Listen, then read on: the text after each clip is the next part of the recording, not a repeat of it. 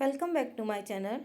Today we do multi-choice question of Relational Database Management System Session 3, that is perform operation on tables. Our first question is, we can dash data in table. हम tables में data को क्या क्या कर सकते हैं? Data को modify कर सकते हैं, इंसर्ट कर सकते हैं, डिलीट कर सकते हैं या ऑल ऑफ द अबव। बेटा आप एक टेबल में डाटा को मॉडिफाई यानी चेंज भी कर सकते हो, एक नया रिकॉर्ड ऐड भी कर सकते हो, एक रिकॉर्ड को डिलीट भी कर सकते हो। It means all of the above is right answer of this question. Next question, in which view data can be entered in table. बेटा आपका दो व्यू है, एक तो data sheet view and design view. Design view में आप decide करते हो कि कौन कौन से कॉलम्स आपकी टेबल में होंगे, यानी you design the structure of the table. And in data sheet view you can view the enter data or you can enter the data in the table. Then right answer is in data sheet view. Next question, in which mode we can change the structure of table.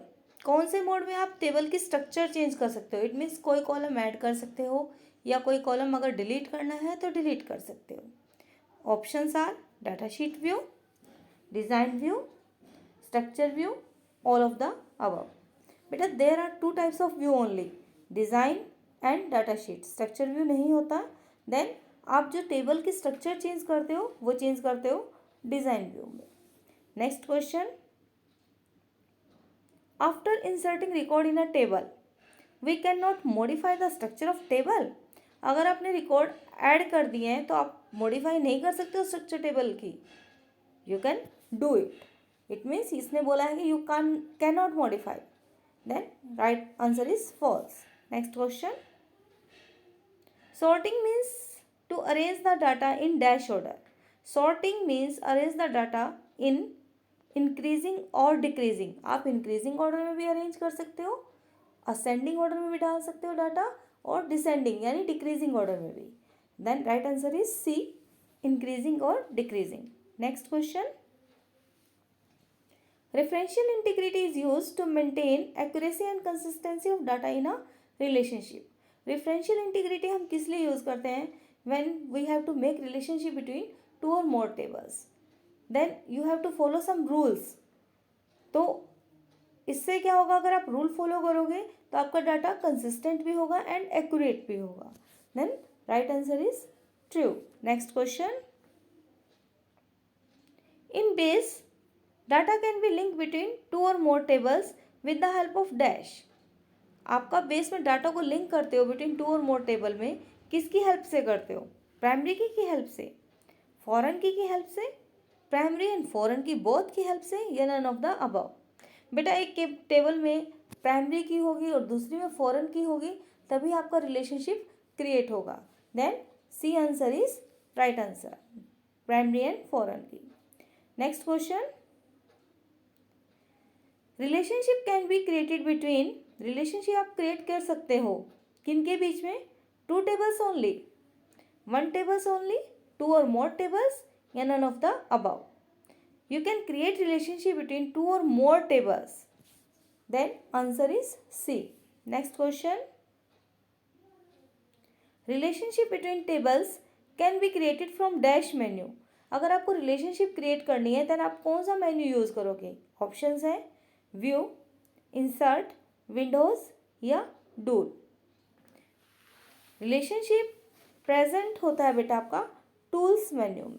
Next question, there are dash type of relationship between which can be created between tables. कितनी तरह की relationship आप create कर सकते हो?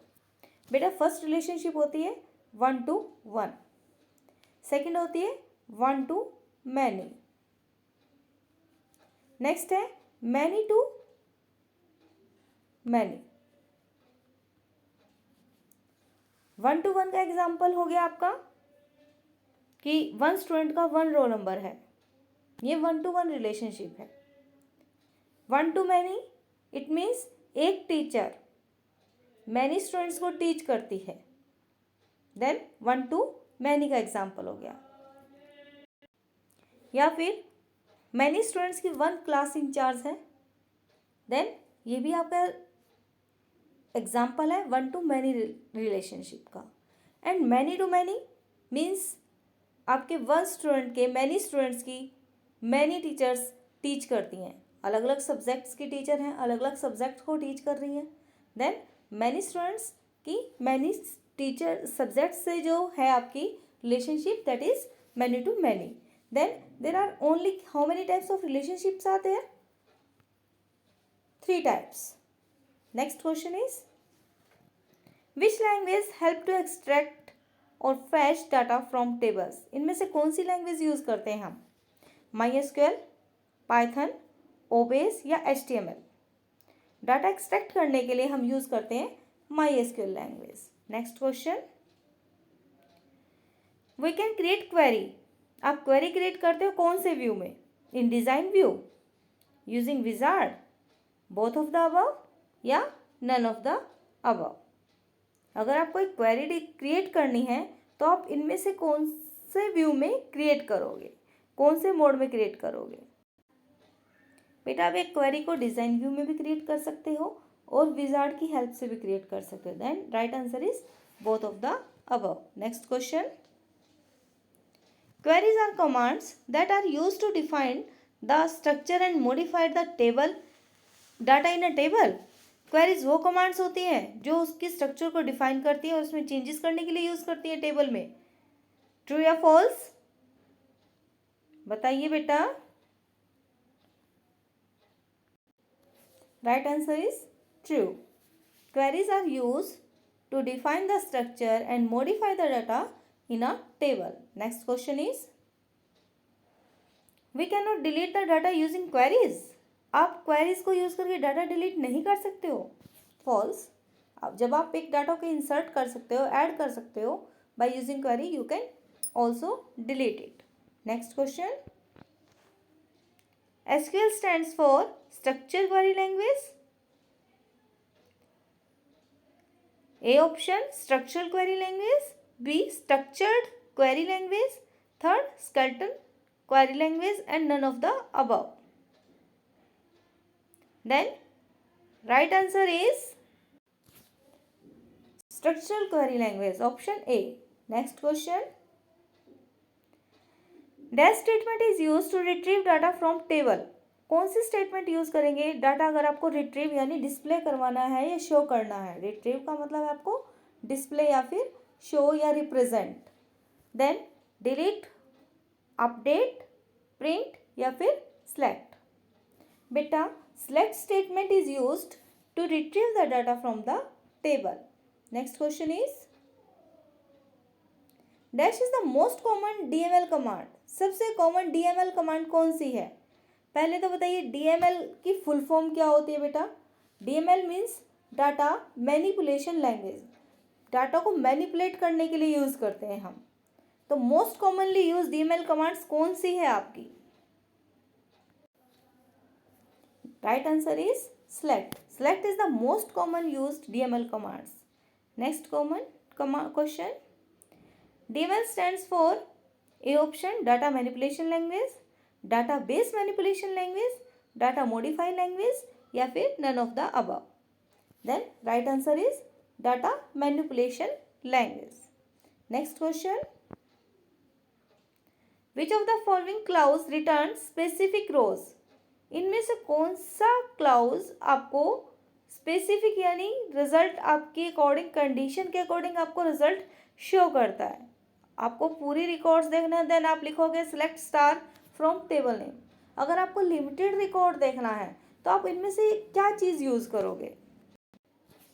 बेटा order by तो आप यूज़ करते हो ग्रुपिंग के लिए। Where clause is used to return specific rows। Next question, which of the following clause return record in ascending order? अगर आपको रिकॉर्ड असेंडिंग ऑर्डर में चाहिए देन आप इनमें से कौन सा क्लाउज यूज़ करोगे? Option A order by, B where, C order ASC, ASC means ascending, and D order INC। बताइए बेटा। Yes, if you want to see your result in ascending order, then you use order by clause. Next question is command to display all the data in table EMP। अगर आपको सारा data display करवाना है, जितना भी records में table में आपके जितने भी रिकॉर्ड्स हैं, if you want to display all records, then which command you use? Select star from EMP। Star होता है बेटा, स्टार यूज करते हैं डिस्प्ले करवाने के लिए ऑल रिकॉर्ड्स, ठीक है। एंड ये क्वेश्चन इसमें आपका टर्मिनेटर, और एक जब भी आपकी कोई कमांड कंप्लीट होगी वो बाय यूजिंग टर्मिनेटर। यहाँ पर सेमीकोलन लास्ट में लगे होंगे तभी कमांड्स कंप्लीट होगी, अदरवाइज नहीं। देन फर्स्ट क्वेश्चन ऑप्शन आपका रॉन्ग है। Second one is select star from EMP। Yes, इसके पीछे देखिए आपका टर्मिनेटर भी है और स्टार, ये आपकी राइट आंसर है। सेलेक्ट स्टार फ्रॉम EMP और साथ में टर्मिनेटर भी होना चाहिए। सेलेक्ट ऑल नहीं राइट करते हैं, ये आपकी रॉन्ग है। This one also wrong. Then right answer is option B. Next question is which of the following property help to set the number of character in var character type. इनमें से कौन सी property आपकी help करती है save करने के लिए characters को वेर करेक्टर टाइप में? Options are auto value, B required, C default value, या D length. Right answer is option D length. Thanks for watching my videos. Please share and subscribe my channel.